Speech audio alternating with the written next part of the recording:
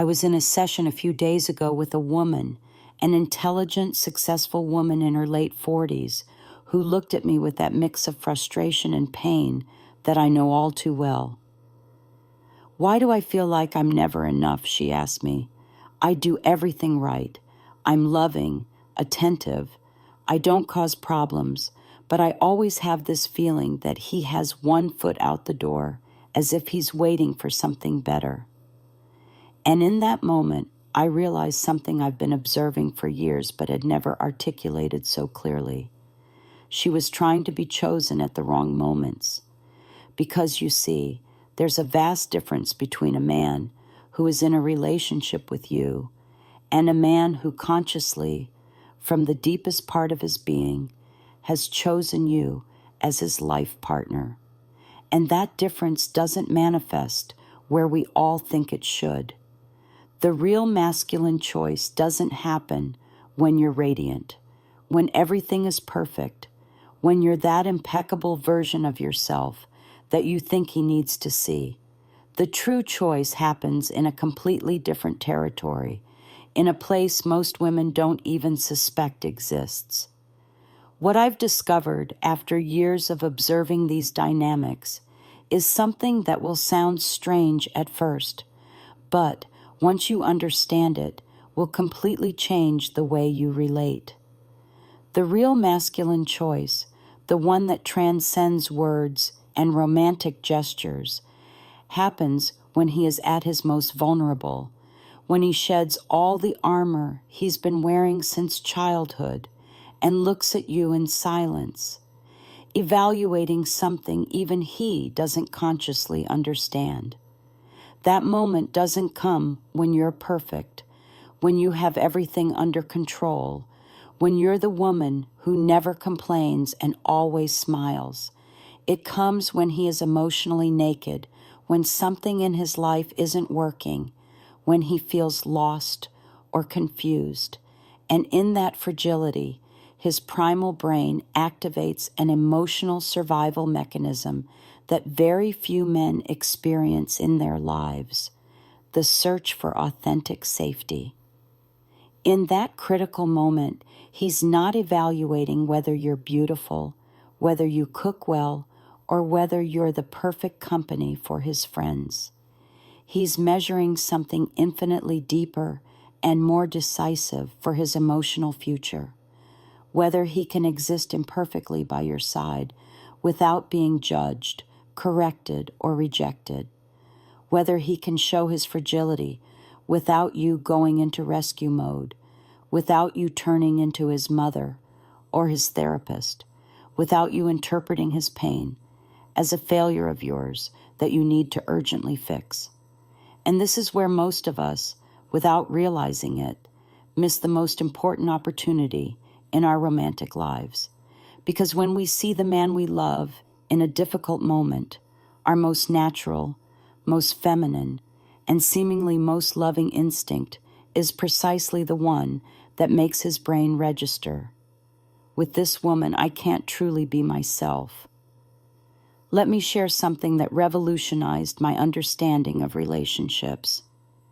There's a zone in the male brain, a very primal region we could call the emotional safety nucleus, that is constantly evaluating a fundamental question. Can I lower my defenses here? Is it safe to be vulnerable in this place? The tragedy is that most men go through their entire lives without experiencing an affirmative answer to that question with a romantic partner. When he finally finds a woman who isn't frightened by his silence, who doesn't interpret his sadness as personal rejection, who doesn't feel the urgent need to fix what he's feeling, something extraordinary happens in that primal zone of his brain. What I call the emotional anchoring protocol is activated, a neurological response that is more powerful than desire, deeper than admiration, and more decisive than any physical connection you might share. I'm going to explain this in a way you may have never heard before. When a man finds a woman with whom he can experience what I call presence without agenda. That is, someone who can be present in his pain, in his confusion, in his imperfection, without needing to do anything about it, without needing to change or improve it. His nervous system enters a state that is entirely new to him. It's as if, after years of being on constant alert, of having to manage not only his own emotions, but also his partner's emotional reactions to his emotions, he can finally exhale completely, and that profound sense of relief, that experience of being able to exist without a mask, becomes the most addictive experience a man can have in a relationship. But I'd like us to reflect together on something I see constantly in my practice. Many mature women tell me, when I see him struggling, I can't just do nothing. If I love someone, aren't I supposed to help them? And there it is, exactly. The misunderstanding that destroys the possibility of real choice. We've confused loving with rescuing, intimacy with confusion, care with control. We've been taught that if we see someone suffering and don't actively do something to alleviate it, we're not loving enough. But the truth is the exact opposite. Sometimes the deepest love is expressed in the ability to accompany without intervening, to be present without invading, to hold without suffocating. Let me share something a woman who had built an extraordinarily solid relationship after her 50s told me. The night he truly chose me was when he cried in my arms after a difficult phone call with his ex-wife about their children, and I just held him. I didn't ask what had happened. I didn't tell him everything was going to be okay. I didn't try to give advice or distract him. I was just there, present, steady, like a port in the storm. That phrase struck me deeply because it captured the essence of what real choice is. It's not about being perfect to be chosen. It's about being a safe space where he can be imperfect. It's not about impressing him with your ability to solve problems. It's about conveying that he doesn't need to have his problems solved to be loved. Now, let me explain the dark side of this, because it's equally important and often more painful to recognize. The negative choice also happens in these moments of masculine vulnerability, and it happens in silence too. I've seen men who, in a moment of emotional openness, receive a response that makes them decide, unconsciously but definitively, that this woman is not for their future. This happens when he shares an insecurity and hears, "Don't be silly." When he's going through a tough time and gets unsolicited advice about what he should do. When he shows confusion and is corrected instead of accompanied. In those moments, something in his brain registers. Here, I can't be vulnerable. Here, I have to keep performing.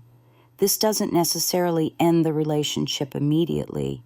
It's more subtle than that. It creates what I call the soul fracture, an invisible crack that means he can stay in the relationship, keep saying he loves you, keep making plans with you, but an essential part of him has already decided you're not the woman he wants to grow old with. This fracture is particularly painful because it goes unnoticed for a long time. He may still be affectionate, physically present, even attentive, but something fundamental has changed. An emotional distance sets in, a reserve that wasn't there before, a part of him that's no longer available for deep intimacy. Now, I'd like us to consider something that might feel uncomfortable, but is absolutely necessary to understand. We cannot force a man to choose us. And paradoxically, the more we try to force that choice, the further we push it away.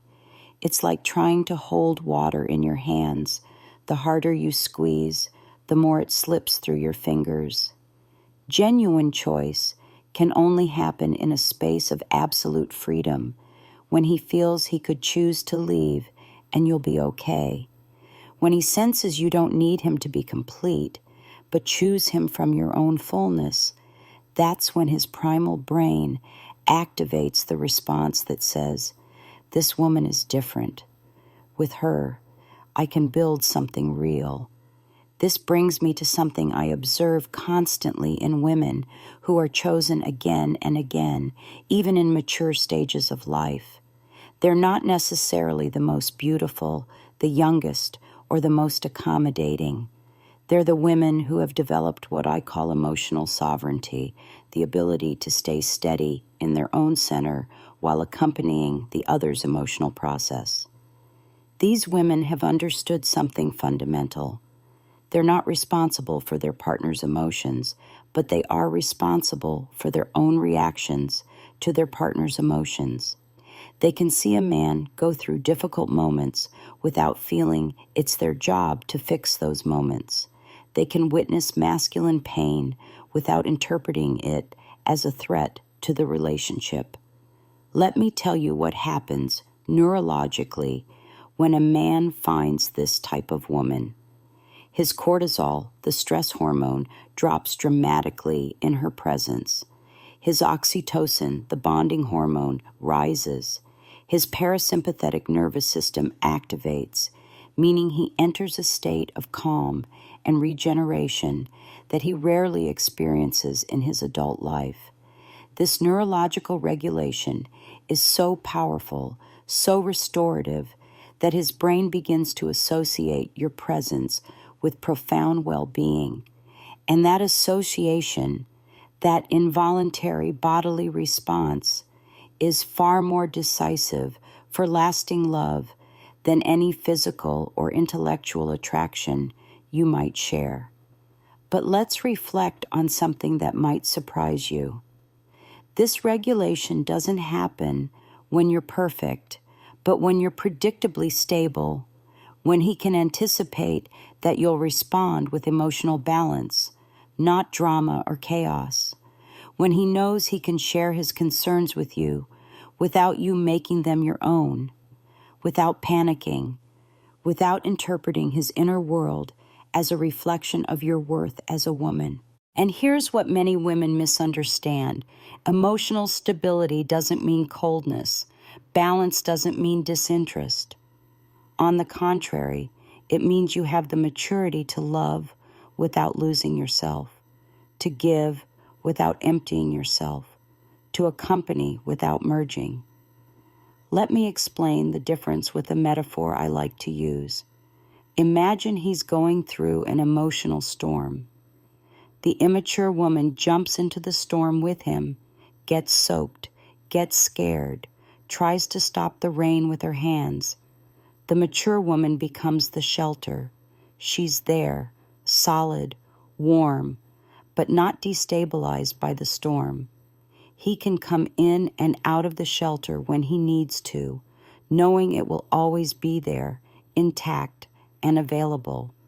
This difference is what draws the line between being chosen temporarily and being chosen for a lifetime.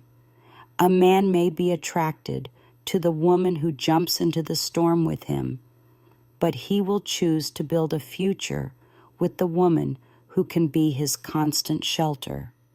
Now, allow me to share something that will shift your perspective on what it truly means to be chosen. In the exact moment he makes that unconscious but definitive decision, something changes in how he inhabits the relationship. He stops having that subtle energy of someone who's still evaluating, who has one foot in and one foot out. He settles in, not just physically, but existentially.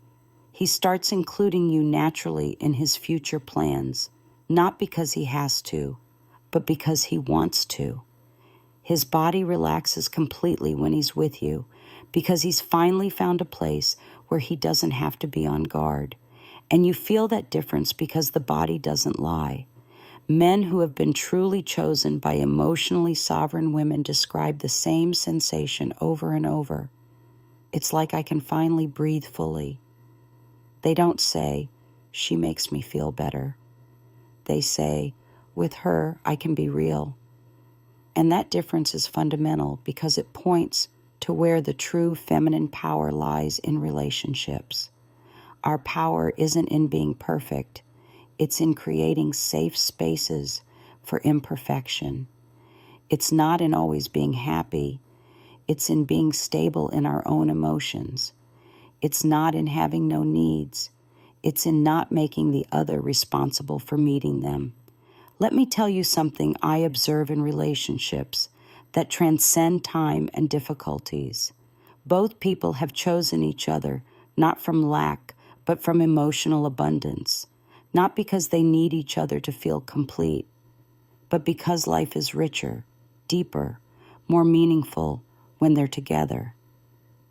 This conscious and mutual choice creates what I call the field of loving freedom, a space where both can grow, change, face crises, have tough days, be human in all their complexity, without that threatening the essence of the relationship. Because the relationship isn't based on either's perfection, but on the mutual commitment to accompany each other in growth.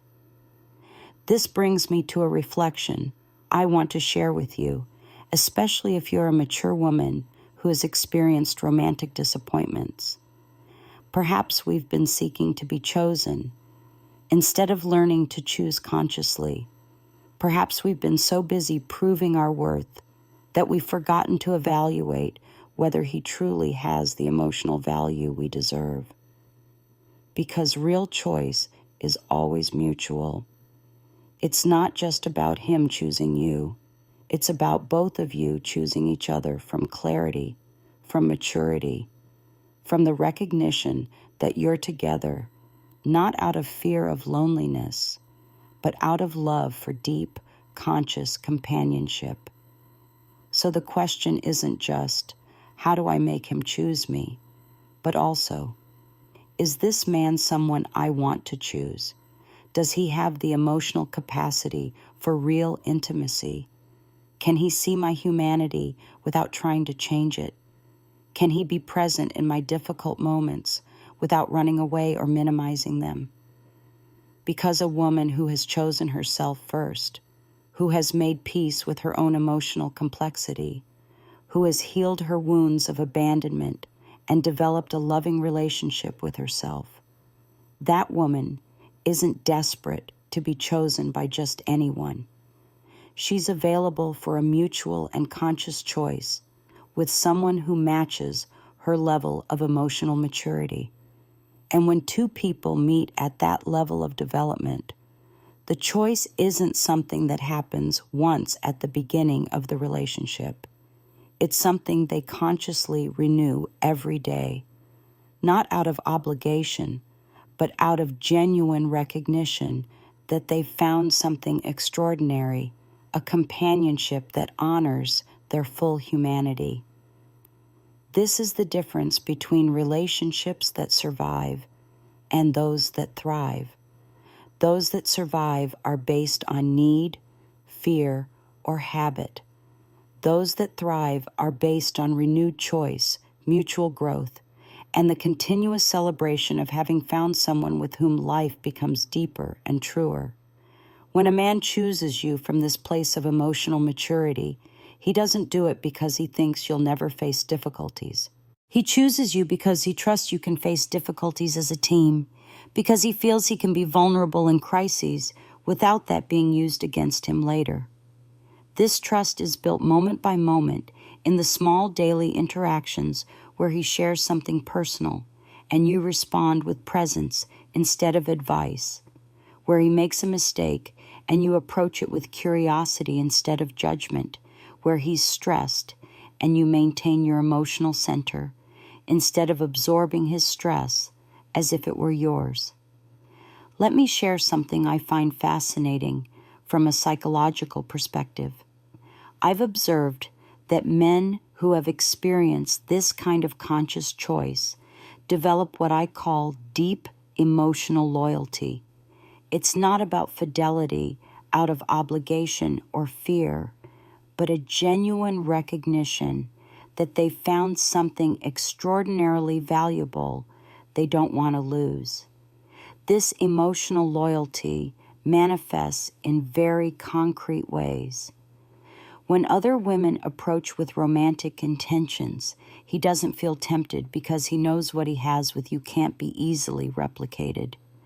When you go through tough times as a couple, he doesn't seek to escape, but commits even more to working things out together. And this isn't because he's become dependent or fears being alone. It's because he's experienced something very few men get to know in their lives. A companionship that honors his full humanity, that celebrates his strengths without refusing to see his vulnerabilities, that loves him not despite his imperfections, but including them. But let me address something I know might be resonating in your heart as you hear this. What if I've already missed my chance? What if I've already had that relationship where he didn't truly choose me and now it's too late? If that's your case, I want you to know something fundamental. It's never too late to start applying these principles in your life. I've worked with women in their 60s who, after decades of unsatisfying relationships, have managed to attract and sustain the deep love they always longed for. The key isn't age. It's the level of emotional maturity and self-awareness you've developed. In fact, mature women have significant advantages in this process. They're no longer seeking a man to complete them because they've had time to complete themselves. They can choose from a more authentic and free place. And mature men immediately recognize the difference when they encounter something real. Let me share the story of a woman I met a few years ago. She was 55, had been married for 25 years, in a marriage she described as comfortable, but without real passion. She had recently divorced and came to therapy because she felt lost in the modern dating world. Through our work, we discovered she had been playing the role of the perfect wife throughout her marriage, always accommodating, always available, always putting others' needs before her own. She had lost connection with who she was as an individual woman. The process of reconnecting with herself was transformative. She began exploring abandoned interests, expressing opinions silenced for decades, feeling emotions she had suppressed to keep the peace in her marriage. 6 months after starting this inner work, she met a man in an art class she was taking. What was different this time was that from the first encounter, she was completely authentic. She didn't try to be what she thought he wanted. She was simply herself, curious, passionate, with strong opinions, with good and tough days. And something magical happened. He felt free to be equally authentic with her.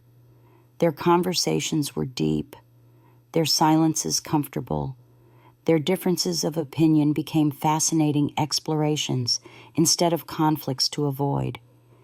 A year later, she wrote to tell me they had moved in together, not because it was what they were supposed to do according to some social timeline, but because they had naturally reached a point where being apart felt artificial.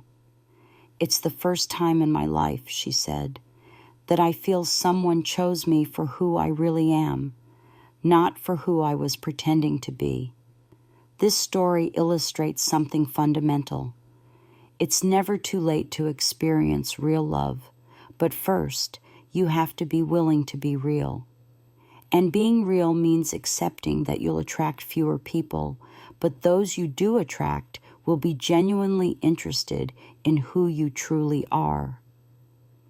This leads me to something I want you to reflect on. How much of your energy have you spent throughout your life trying to be acceptable to others? How much time have you invested in molding your personality to fit what you thought others expected of you? If the answer is a lot, don't judge yourself for it. It's what most of us have done because it's what we were taught we had to do to be loved. But now that you know that strategy doesn't lead to the real choice you long for, you can start making different decisions. You can start asking, what do I really want, instead of what will he want me to want? You can express your genuine preferences instead of saying whatever you want when you actually do have a preference. You can show your full personality instead of just the most acceptable parts. This process can feel scary at first, especially if you've spent years being accommodating. It can feel like you're risking love when, in reality, you're creating the conditions for real love to be possible. When a woman starts honoring her authenticity, she may initially seem to attract less male attention, but the attention she does attract is qualitatively different. She attracts men genuinely interested in getting to know her, not just in having convenient female companionship. And those men, the ones drawn to your authenticity, are the only ones with the potential to truly choose you. You can only choose what you truly know, and you can only truly know someone who's willing to show themselves as they are. This brings me to something I want to clarify. Being authentic doesn't mean being crude or inconsiderate. It means being honest about who you are while maintaining respect for the other. You can express differing opinions without being aggressive. You can set boundaries without being cruel. You can show vulnerability without drama. Mature authenticity is an art that develops with practice. When you master this art of respectful authenticity, not only do your romantic relationships improve, all your relationships improve. You become a more magnetic, more present person. People are drawn to your energy because you exude something rare in this world: genuineness. Women who have achieved this level of authenticity have a completely different relationship with rejection. They no longer interpret it as I'm not enough, but as we're not compatible, which is entirely different. When someone doesn't respond positively to who you really are, these women see it as useful information that saves them time and energy. They'd rather know quickly that they're not compatible with someone than invest months trying to make something work that fundamentally doesn't fit. This perspective frees them from the paralyzing fear of rejection that keeps so many women trapped in patterns of people-pleasing. They can risk being real because they're no longer afraid that their reality isn't enough. When you're not afraid of being rejected for who you truly are, you radiate a magnetic confidence, not the forced confidence of someone trying to convince others of their worth, but the quiet confidence of someone who knows their own value, regardless of others' opinions. This authentic confidence is one of the most attractive qualities a woman can have, especially for mature men who have had enough experiences to recognize the difference between real confidence and a facade. Men can intuitively detect when a woman is acting from insecurity, even if she appears outwardly confident. There's something in the energy, in the micro expressions, that reveals the true internal emotional state. That's why inner work is so important. You can't fake authentic security. It has to be cultivated from the inside out. And that cultivation takes time, patience with yourself, and often professional help. Once you've done that work, once you've developed a solid relationship with yourself, something shifts in your presence that's unmistakable. Men feel it immediately, and those ready for a real relationship are naturally drawn to that energy. This brings me to the final point I want to share with you, something I consider the master key to understanding this entire dynamic. Real love is always a choice, never a need, and genuine choices can only be made from freedom, never from desperation. When you've chosen yourself first, when you've built a life that satisfies you, whether or not there's a man in it, when you've healed the wounds that made you seek completion through others, then you're ready not only to be chosen, but to choose consciously. And that ability to choose consciously, that internal freedom that allows you to say yes or no from a place of clarity instead of fear, is what creates the space for the magic of mutual choice to happen.